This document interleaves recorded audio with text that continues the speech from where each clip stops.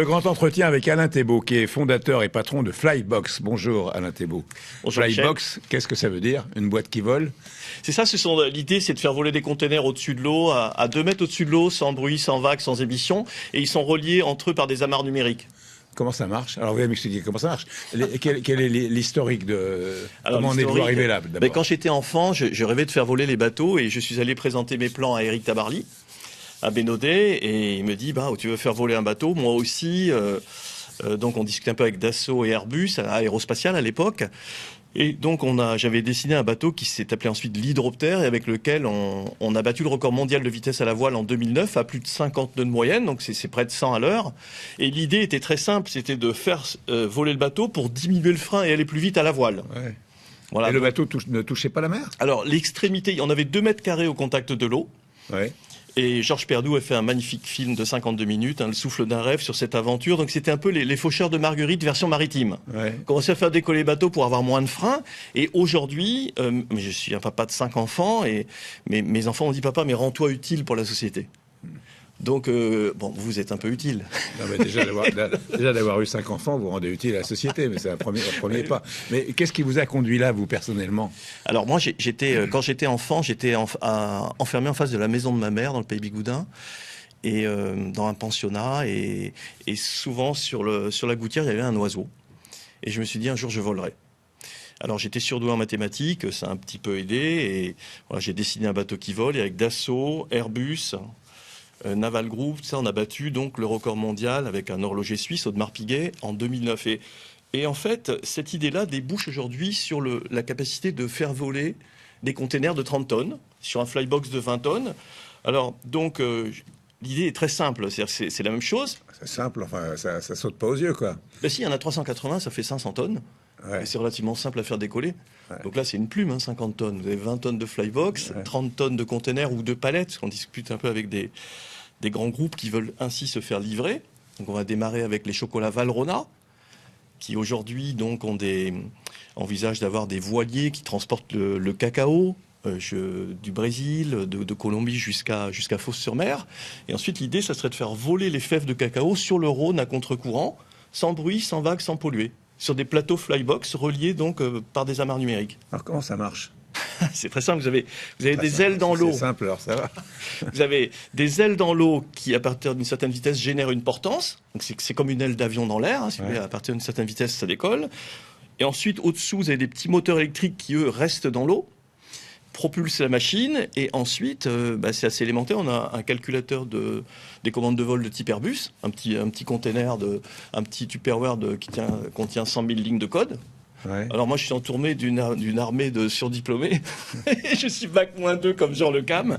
Mais j'ai une équipe pilotée par l'amiral Antoine de Roquefeuille qui est extrêmement solide.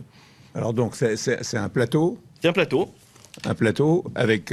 donc il y a quand même... Ça touche la mer. Oui, vous avez des ailes immergées. L'extrémité des ailes est dans l'eau. Voilà, vous avez un plateau comme ça, ouais. Des ailes dans l'eau. Ouais. Et puis l'ensemble décolle de la surface. Donc il y a très peu de freins.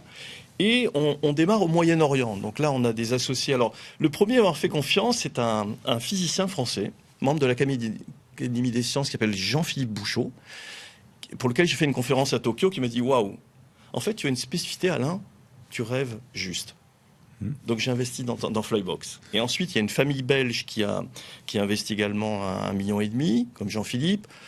Nous avons un investisseur dubaïote qui vient de rentrer au capital. Et là, petit à petit, on s'aperçoit que le projet est potentiellement pharaonique. Alors donc c'est un plateau par container? C'est ça, un plateau par container. En fait, c'est un train. Alors là, on a rencontré à Bahreïn le cheikh Ahmad. Il a dit, mais finalement, ce que vous faites, c'est un train sans les roues et sans les rails.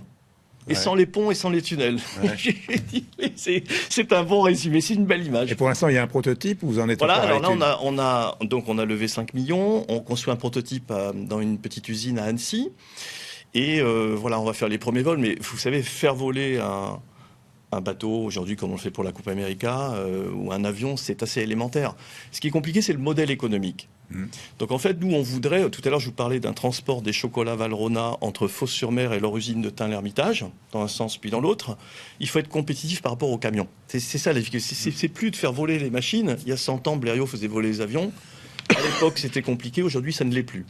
Donc, ce qui est compliqué, c'est d'être compétitif par rapport aux camions. Mais si on prend, par exemple, les eaux d'Évian, qui traversent qui sont produites à Évian, qui sont livrées à Lausanne, de l'autre côté du Léman. Mais en fait, le tour, il est fait en train ou en camion diesel aujourd'hui, ça n'a pas de sens. Donc voilà, on pourrait faire voler des bouteilles d'eau, on en discute d'ailleurs avec Danone, sans bruit, sans vague, sans polluer, et même sans pilote, si la réglementation On peut comprendre sur la route et tout, mais sur la mer, quand la mer est démontée et tout, comment vous faites? Oui, alors, le prince Albert nous a proposé de faire une ligne entre Gênes, Nice, Cannes, Monaco. Et là, c'est utilisable 300 jours par an. Alors, bien sûr, il ne s'agit pas de traverser l'Atlantique avec un container sur un flybox. Ouais. Et on aura toujours des portes-containers. Mais ensuite, les hubs portuaires sont complètement congestionnés. Ouais. Que ce soit à Tokyo, à Shanghai, à Singapour, à Los Angeles. Aux États-Unis, la plupart des grandes villes sont sur l'eau. Et ils sont stuck, il y a du trafic jam, ils sont complètement congestionnés. Donc il y a beaucoup d'endroits dans le monde où on peut faire voler les containers sur l'eau. Par exemple, entre Gênes, Cannes, Nice, Monaco, les camions sont bloqués sur l'autoroute et il n'y a rien sur l'eau. Et c'est utilisable 300 jours par an. Alors on va voir les chiffres de votre société avec Pierre Génimas et on se retrouve juste après. Flybox a été créé il y a 1 an et demi. Aujourd'hui, l'entreprise collabore avec une quinzaine de personnes. Pour le moment, Flybox travaille avec 2 usines de 3500 personnes à Dubaï qui vont produire 100 machines maximum par an. Pour démarrer, une première levée de fonds de 5 millions d'euros a été réalisée. Une seconde de 20 millions d'euros est en cours pour construire les 2 premières machines qui vont naviguer dans 1 an.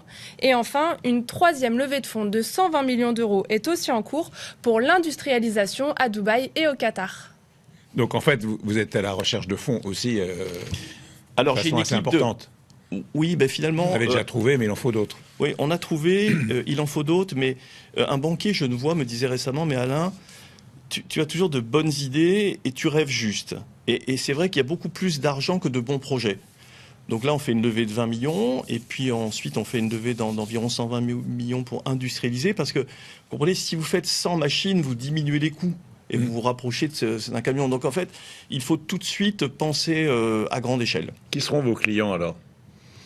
Mais les clients, alors nous, on est plus, si vous voulez, Airbus qu'Emirates. C'est-à-dire nous, on conçoit et on construit les machines, et ensuite les opérateurs. Donc là, on discute avec des entreprises qui ont des filiales, enfin avec CMA CGM, Maersk ou MSC ensuite. En Suisse, ils ont des opérateurs comme Seva Logistique. Nous, c'est pas notre métier d'opérer. Nous, on fait voler les machines et ensuite, ce sont les opérateurs qui feront leur métier. Quand serez-vous prêt? Ben moi, je suis toujours prêt pour le rêve suivant. Ouais. Opérationnel. Oui. Alors, notre spécificité dans cette équipe, c'est de délivrer. Donc, en fait, le succès, c'est toujours le succès d'une équipe. Vous rêvez juste, avoir la bonne équipe, et ensuite, voilà, j'avais dit, on fait voler un bateau avec Eric Tabarly, je l'ai fait, on a battu le record mondial de vitesse à la voile. Je voulais faire voler des petits bubbles dans Paris, j'ai fait le prototype. Aujourd'hui, ça se développe en Suède et en Angleterre, parce que la France, c'est un pays compliqué. Donc là, on a notre prototype qui navigue dans un mois et demi sur le Léman. Ah oui. Et ensuite, dans 2 ans, on aura les 2 premiers. Il va naviguer voler sur le Léman avec un container. Non, avec des caisses de chocolat Valrhona, puisque c'est notre premier client. Pourquoi pas. Et puis ensuite, avec d'autres clients, enfin, voilà, des maisons de luxe qui veulent transporter leur champagne. On a beaucoup de marques d'intérêt. Finalement, nous, on a les premiers clients avant même d'avoir les bateaux. Ouais. La place de l'innovation est considérable dans ce que vous faites. Oui, mais l'innovation doit pouvoir... ça me fait mal au cœur. Là. Je suis descendu du Lyria en arrivant de Suisse et je vois que ce pays est complètement congestionné, en fait. On avait des discussions préliminaires avec le Carlton à Cannes pour livrer des caisses de chocolat. Et donc, on a vu Monsieur Lisnard, son adjointe, Madame Brunto, il nous a dit, attendez, ici, si vous livrez du chocolat sur le ponton du Carlton, vous êtes des trafiquants. J'ai dit, pardon? Oui, parce que si vous faites du commerce, il faut livrer au porte-commerce. À Dubaï, le Bulgari Hotel ou tous les hôtels de luxe à Dubaï nous ont dit, mais bien entendu, vous pouvez déposer les caisses de chocolat Valrhona sur notre ponton. Donc voilà, notre vieille Europe se meurt de cet excès de régulation. Quels sont vos objectifs à court et moyen terme? Me rendre utile pour les suivants. Vous savez, moi, je suis un peu comme... j'aimais bien ce que disait Pierre Rabhi avec le colibri. En fait, chacun fait sa part. Moi, si j'enlève des dizaines de milliers de camions diesel de cette planète, j'aurais fait ma part. Merci beaucoup. Merci à vous.